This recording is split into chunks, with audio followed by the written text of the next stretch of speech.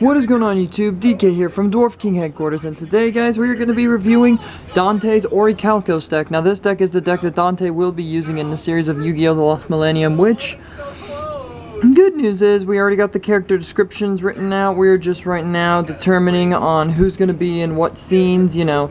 It's actually going to be a lot of fun, and let me see if I can angle you guys a little bit more. My camera kind of has troubles with it, but we're going to be going through the deck. Hopefully you guys like the video. If you do, leave a comment in the comment section below. Let me know what you guys think of the deck idea. And this is Orichalcos. Like, some are really customized ones, others are like from the anime of Yu-Gi-Oh! When it was a Yugi and Kaiba versus Darts. So yeah, it's going to be a lot of fun. And on that, let's begin. So the first card we're going to be talking about is Darts, King of the Orichalcos. Now, Darts is really fun to play with because when you summon him, as long as you control the seal, he's unaffected by your opponent's card effects, and once per turn you can either add an Orichalcos card from your deck to your hand, or you can sacrifice an Orichalcos monster to summon as many soldier tokens on your side of the field. So he's a lot of fun in that deck. Then, I probably should have prepared for this because I just realized that I needed to do a video, and the reason why, guys, I haven't been doing videos in a long time is because with school, work, practice, hanging out with friends, you know, it's been crazy. So yeah, it's been crazy. Then, oops, hold on, I think I actually might have a second copy. Yep, I do. So for the next two, we're playing double Orichalcos soldiers, which, with the effect one, when he's destroyed, you just summon out a normal one, and you'll see why the normal one's in there. Then we got Orichalcos Gigas, which is a lot of fun to use when he's out.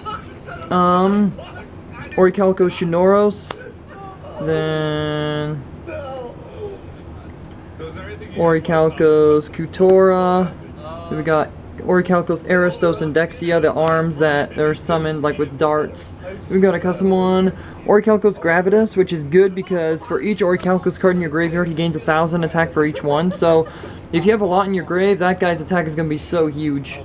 Then we got Orichalcos Malevolence, which is pretty good.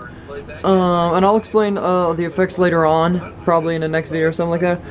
Phantom Griffin, good because his attack for level 4 is 2,000, which is not bad. Obelisk the Progenitor, which I am really fun that I like playing because when he's destroyed, you basically can special summon Obelisk the Tormentor, which I know it's the non-legal one, but I'm going to be getting the regular one soon. Let's see, which one am I going to be talking about next? Okay. So for the spell cards that we're going to be going through, that was the monster side. We're going to be going through, you know, you got one seal of Orichalcos, Orichalcos Deuteros, Orichalcos Tritos, which is your Orichalcos base set. And then, let's see if I can actually get this right. Orichalcos Sword of Sealing, which is good for stopping your opponent's monster from activating the effects. Armatile's Rage, which allows you to special summon Armatile from your extra deck, ignoring the summoning conditions, but he gains attack and defense equal to all the monsters' attacks and defense in your graveyard, which can be a lot of fun to test out on. Impact Revive, classic card to revive back the monster from your graveyard that was destroyed. Oh, where's another good one? Twin Bow Centaurs, which I know Darts used against Yugi and Kaiba. It's kind of like a gamble card if you think about it. For other field spell cards, we have Lost Paradise, which is extremely good because if you have Armatile on your field, during your draw phase you draw 3 cards, which is good. Then, here's a custom spell card, field equipped spell card called the Shadow Realm, which Dante uses a lot in the series to get his opponents in the Shadow Realm so you could send them there and reanimate them as his own like workers or minions. But with the Shadow Realm's effect, whenever you destroy an opponent's monster by battle, you end up taking, your opponent ends up taking 500 life points, so it's kind of like it takes away a little bit. Evil Swarm Chasm, what it does is dark monsters on the field's effects cannot be negated, and this deck is mainly based off dark. Then, this is the card you need to summon Obelisk the Progenitor, is a Divine Evolution, because this lets you gain, your monsters gain 1,000 attack and defense. Not only that, but it allows you to bring forth Obelisk the Progenitor. Then we got Orichalcos Assault, and this card is fun to play because, like, you sacrifice a monster and your opponent takes damage equal to their monster's attack, so it's kind of a really fun card to use in the series. Orichalcos Ritual is needed to summon Orichalcos Gravitas. Then finally we got Treasure Cards of Adversary, where if you control no monsters and your opponent controls a monster, you draw 2 cards. So that does it for the spell area, and now wir onto the trap cards. First one is my personal nice beauty one. Secret. I think it's There's no parallel. It's a secret rare version of Solemn Judgment from the new Gold Series, which should be coming out in a little while. I got this from Amazon from Japan, and it looks beautiful, but you need to play one Solemn Judgment. Orichalcos Stone allows you to target a monster your opponent controls and gain control of it. It's kind of like number 11 Big Eyes effect, but this is a trap. Then you got a custom trap card called Service of the Warlords, which, when your opponent activates a spell or trap, pay 1500, negate it, destroy it. So it's kind of like Solemn Strike, but it's a little bit different. Then this card from the card that Siegfried used against the Kaiba was a Wotan's Judgment.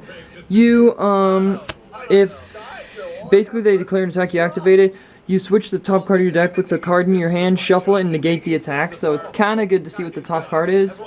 Then we got another one that my friends hate a lot, Monster Register. Now, this applies for both your opponent's monster and yours, so whenever you summon a monster, you mill cards equal to the monster's level to your graveyard. So, it can mill out your opponent's deck very quickly if they summon huge monsters. We got one Mirror Force. Orichalcos Domination allows one of your Orichalcos monsters to attack all monsters your opponent controls. It's like Berserk Dragon, but it's a trap card. So it's good with like Orichalcos, Shunoros, Orichalcos Gravitas for its attack power and stuff. Then we got Life Shaver, which is a really fun trap card to play. So say you have this out for 4 turns, you activate it, then your opponent sends 4 cards from their hand to the graveyard. And the final trap is Attack Guidance Armor, one that Kaiba used a lot in the series. And Attack Guidance, I think, is probably my personal favorite trap, other than that secret rare Solemn Judgment. Actually, Solemn Judgment overrules it. So that's the main deck. And then for the extra deck, of course, we got one Armatile, the Chaos Phantom. And finally, this card is from Yu-Gi-Oh! Revelations of the Seal of Orichalcos, the one Valtor used, and that was Orichalcos Ephigia. Whereas, when you summon it out, it gains 1000 attack for each material attached to it, and you can sacrifice monsters on your side of the field to boost his attack power up. And I played this one time, my opponent and my friend knew that this card wasn't good, so then I sacrificed, like, I think I sacrificed Gravitas, and his attack was like 4,000 or 5,000. So his attack was 8,000, and then I basically one-shotted him with it, and it was so funny. But, yes, that is Dante's Orichalcos deck. If you guys liked it, leave a comment in the comment section below. Let me know what you guys think of it.